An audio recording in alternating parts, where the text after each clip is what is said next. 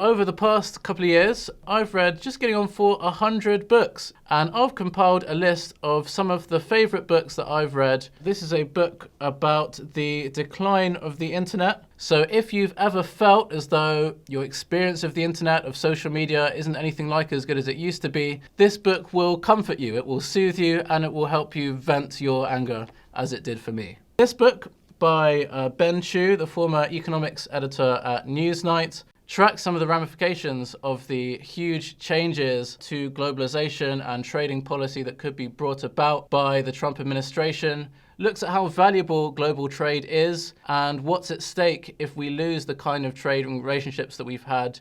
So my next one is an autobiography of a business leader who used to be the CEO of Prudential and Credit Suisse, and where he was ultimately ousted from Credit Suisse. A lot of business autobiographies are pretty boring, but this autobiography is anything but boring. His father was a government minister who ended up serving time in prison. It's a hugely interesting tale. Okay, so my next book is one about global growth policy by New York Times columnist Ezra Klein, and he's writing it with Derek Thompson. I guess it's a book that comes out of an era of low growth where people feel as though the economy isn't working for them, governments aren't getting things done. It's sort of a vision for how a future economy could look. There's a lot of doomerism out there, but this is a pretty optimistic book. There have been tons of books about AI the past couple of years. There's really no point you reading more than one or two books about AI. So if you're going to read one book about AI, I would recommend this one. It's a really dramatic book, but it also helps paint a picture of how